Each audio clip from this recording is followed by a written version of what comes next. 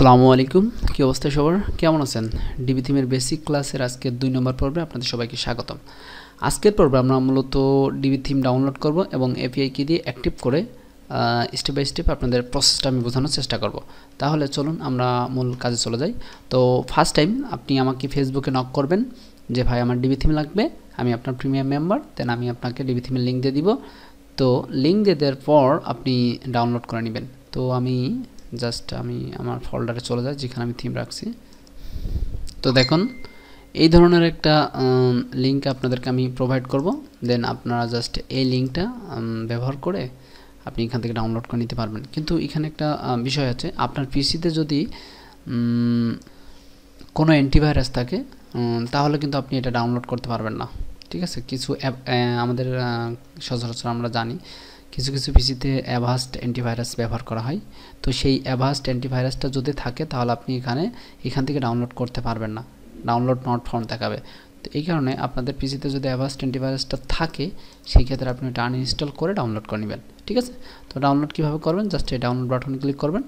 তো আমি just download বাটনে ক্লিক করলাম, দেখেন ডাউনলোড প্রসেসিং শুরু হয়ে গেছে, একটু সময় নেবে, দেন আমাদের ডাউনলোডটা কমপ্লিট হয়ে যাবে। ছোট্ট একটা ফাইল। তো এই ফাইলটা কীভাবে ব্যবহার করবেন আমি প্র্যাকটিক্যালি দেখা দিচ্ছি প্রসেসটা। তো দেখুন আমাদের ফোল্ডারটা ডাউনলোড অলমোস্ট কমপ্লিট। তো আমি ব্রাউজারটা ক্লোজ করে দিলাম, দেন শো ফোল্ডার, জাস্ট আমি এটাকে কাট করলাম। এবার নির্ধারিত একটা ফোল্ডারের মধ্যে আমরা চলে যাব।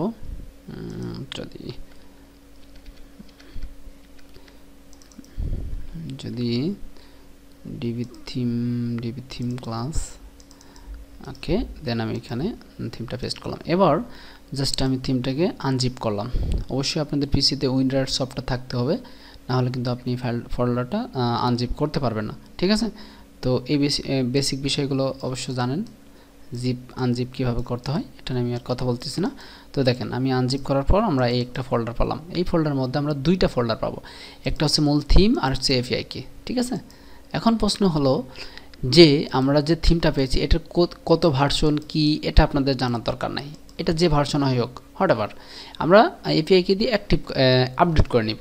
ঠিক আছে, ওকে, তাহলে চলুন আমরা মূল কাজে এবার চলে যাই।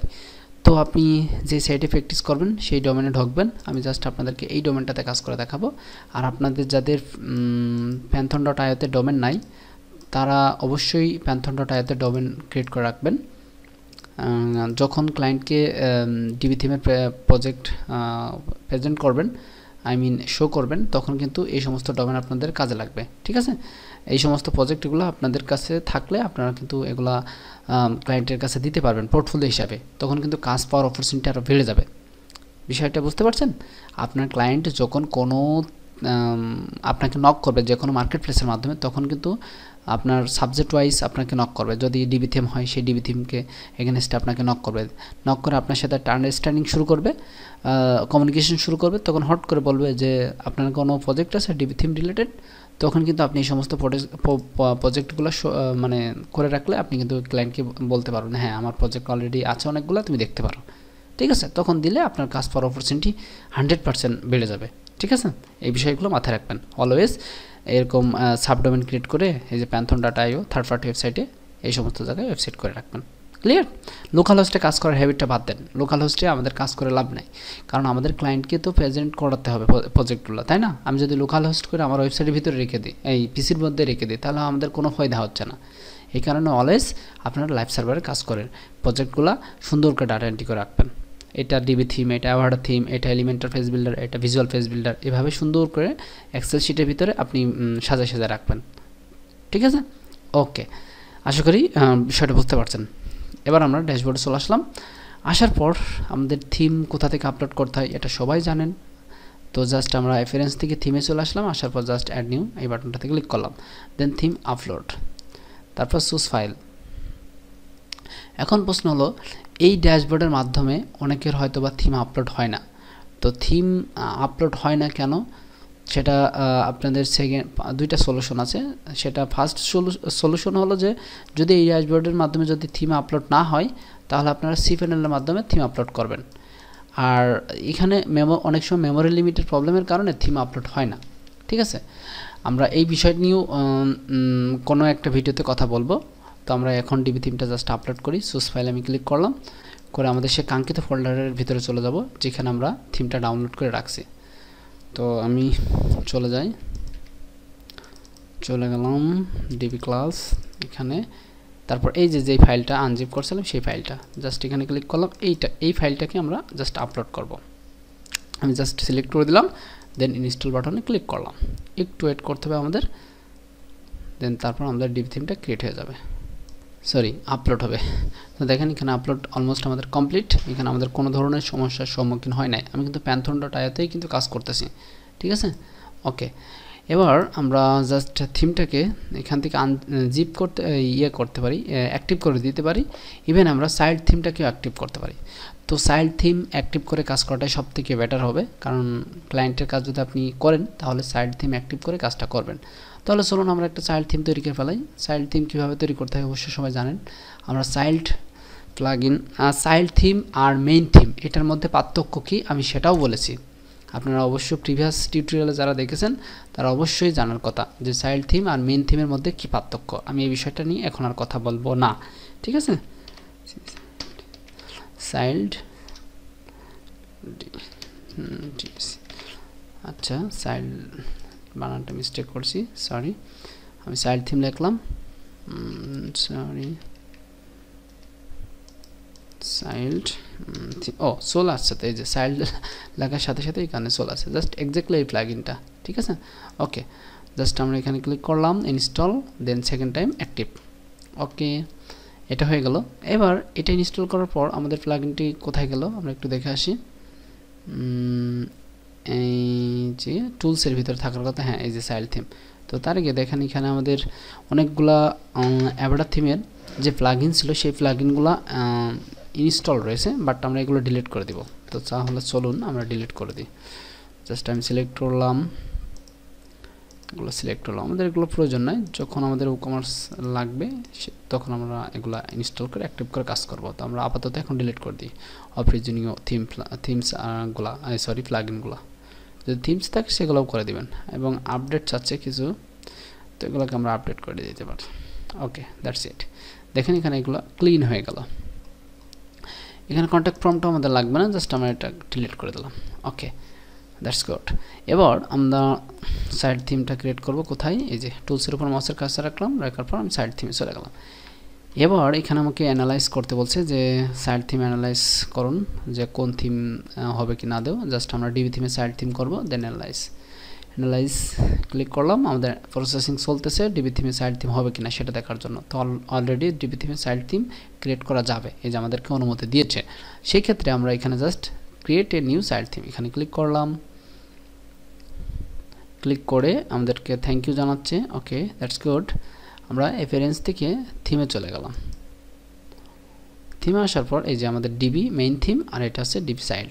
তো এখানে আমাদের দুইটা এখানে যে 2020, আচ্ছা প্রথমে আমরা ডিবিটাকে অ্যাক্টিভ করি, ডিবি চাইল্ড থিমটাকে অ্যাক্টিভ করব, আমরা ডিবির মূল থিমটাকে অ্যাক্টিভ করব না, ঠিক আছে। আমি আবার বলতেছি, আমরা ডিবি চাইল্ড থিমটাকে অ্যাক্টিভ করে কাজ করব, আমরা ডিবির মূল থিমটাকে অ্যাক্টিভ করে কাজ করব না। ওকে ওকে, তো সেটা কেন কি কারণে আমি এই বিষয়টা নিয়ে এতটা ডিসক্রাইব এখন বলতেছি না, ডিসক্রিপশন দিচ্ছি না, কারণ আমি অনেকবার বলেছি, ঠিক আছে। আচ্ছা হোয়াট এভার, এখন তাহলে আমরা ডিবি চাইল্ড থিমটাকে অ্যাক্টিভ করে ফেললাম। দেন এবার আমরা আবার রেফারেন্স থেকে থিমে চলে যাই। থিমে গিয়ে আমাদের যে অপ্রয়োজনীয় থিমটা আছে সেটাকে আমরা মুছে ফেলাই। অপ্রয়োজন বলতে কি, আমরা তো এবারে আমাদের লাগতেছে না, এটা তো এখন অপ্রয়োজনীয়, তাই না। তো সেই ক্ষেত্রে আমি ডিলিট করে দিলাম। ওকে, দেন আমরা 2020 এটাকেও ডিলিট করে দিলাম। ওকে, এবার আমরা যদি আমাদের সাইটটাকে রিলোড দিয়ে প্রিভিউটা দেখতে যাই, তাহলে এই দেখেন আমাদের থিমের চেহারাটা এরকম চলাচ্ছে। ওকে, দ্যাটস গুড, ফাইন। এবার আমরা যে কাজটা করব, ডিবি থিমটাকে অ্যাক্টিভ করব। তো দেখেন এখন প্রশ্ন হলো যে আমরা ডিবি থিম নিয়ে আপনি কাজ করতে গেলে আমরা এখন কিন্তু আমাদের কোনো পরিবর্তন ঘটে নাই। আমরা কি করলাম আমি যদি একটু বলি, জাস্ট একটু শোনেন আমি কি করলাম। 9 মিনিট হয়ে গেছে অলরেডি, তবুও কাজ কিন্তু অল্প করেছি। আমি বুঝাইছি তো প্রসেসটা, এই জন্য অনেক টাইম চলে গেছে, বাট আপনারা করলে 1 মিনিটের মধ্যে করে ফেলতে পারবেন। জাস্ট আমি কি করলাম, ডিবি থিমটাকে আমরা ডাউনলোড করে এটাকে আনজিপ করলাম। আনজিপ করে আমরা জাস্ট অ্যাপিয়ারেন্স থেকে থিম অপশন এসে থিমসটাকে আপলোড করলাম। থিমসটাকে আপলোড করে আমরা থিমসটাকে অ্যাক্টিভ না করে আমরা একটা চাইল্ড থিম ক্রিয়েট করলাম। কিভাবে করলাম? এই যে একটা প্লাগইন ব্যবহার করলাম, যে চাইল্ড নামে একটা প্লাগইন আছে, সেই প্লাগইনের মাধ্যমে একটা চাইল্ড থিম ক্রিয়েট করলাম। মানে এটা হচ্ছে মনে করেন পিতা, থিমের পিতা, আর এটা হচ্ছে এর হচ্ছে শিশু। এখন আমরা এই শিশু ব্যবহার করে কাজ করব, ঠিক আছে? পিতাকে ব্যবহার করব না, কারণ আমরা যদি এটা ব্যবহার করি তাহলে আমরা একই সমস্যা, মানে ফাংশন সেটিংস কোনো ধরনের কোনো পরিবর্তন আসবে না। কিন্তু বিশেষজ্ঞরা এবং অভিজ্ঞরা এটাই আমাদেরকে রিকমেন্ড করে যে আপনারা যখন কাজ করবেন তখন চাইল্ড থিম ব্যবহার করে কাজ করবেন। এর বেনিফিট কি অবশ্যই আপনারা প্রিভিয়াস টিউটোরিয়ালে জেনে গেছেন। ওকে, এটাই মূলত আমরা কাজ করেছি এ পর্যন্ত, অল্প কাজ, ঠিক আছে?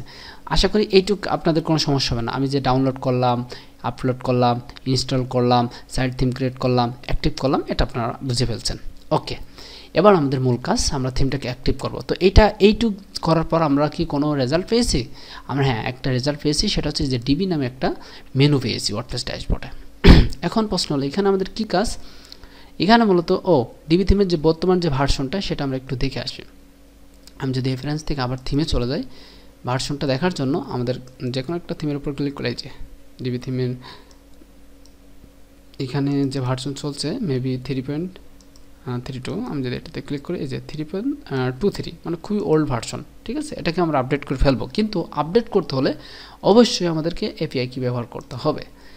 তো এখানে আপডেটে যে আপডেট নোটিফিকেশন চলে আসছে, জাস্ট এই যে এখান থেকে বলবে যে theme, your theme are you updated, sorry আমার ক্লায়েন্ট মেসেজ দিছে, দেখি কি বলছে একটু।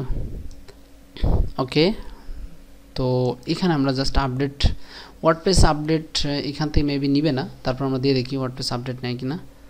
হ্যাঁ, এখান থেকে ওয়ার্ডপ্রেস আপডেট নিয়েছে। এবার যদি আমরা এখানে আপডেটে চলে যাই, দেখি আমাদের থিম আপডেট চাচ্ছে কিনা। হ্যাঁ, থিম আপডেট চলে যাচ্ছে।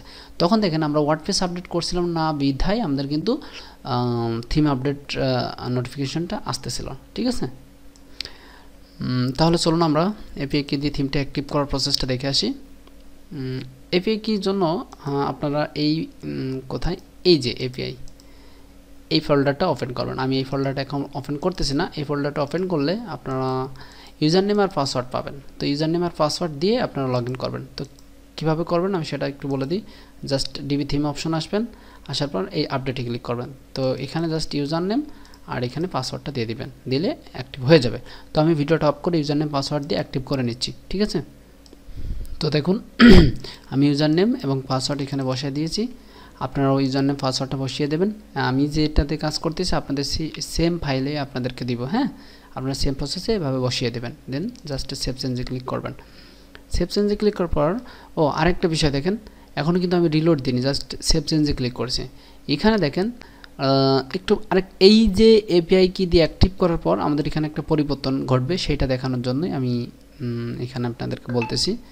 সেটা হলো যে এখানে দেখেন আপনি কোনো থিম বিল্ডার নামে কোনো অপশন নাই। দেখেন এখানে থিম বিল্ডার নামে কোনো অপশন নাই।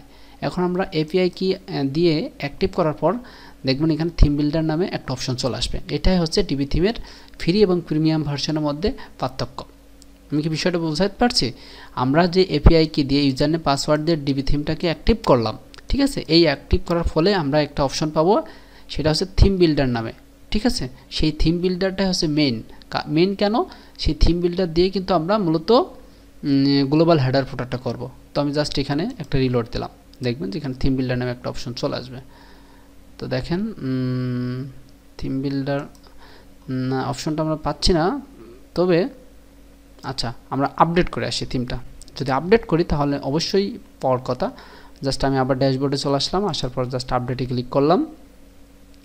ক্লিক করার পর জাস্ট আমি যদি এটাকে সিলেক্ট করি, এখন কিন্তু আপডেট হয়ে যাবে। তখন কিন্তু আমরা আপডেট করলেও আমাদের আপডেট হতো না, ঠিক আছে? আমাদের এপিআই ইউজার নেম যদি ঠিক থাকে, জেনুইন থাকে, তাহলে কিন্তু আমরা থিমটা আপডেট সাকসেসফুলি দেখতে পাবো। এই দেখেন সাকসেসফুল। দেন রিটার্ন টু, আমরা থিম পেজে চলে আসলাম। জাস্ট আমি যদি এবার ডিবির উপর মাউসের কার্সার রাখি, দেখেন এই দেখেন থিম বিল্ডার অপশনটা আমরা পেয়ে গেছি, ঠিক আছে? এটা দিয়ে আমরা মূলত সব কাজ করব, কারণ গ্লোবালি হেডার ফুটার দিয়ে পেজ বিল্ডার দিয়ে ডিজাইন করে স্টেপ বাই স্টেপ করব। তাহলে আশা করি এই বেসিক বিষয়গুলো বুঝতে পারছেন। তাহলে থিমটা ডাউনলোড করেন, তারপর থিমটাকে আপলোড করেন, ইনস্টল করে অ্যাক্টিভ করে সাইট থিম ক্রিয়েট করেন, এপিআই কি দিয়ে অ্যাক্টিভ করে ফেলান, ঠিক আছে? অবশ্যই ভিডিওটা প্রথমবার দেখে তারপর সেকেন্ড টাইম কাজ শুরু করবেন।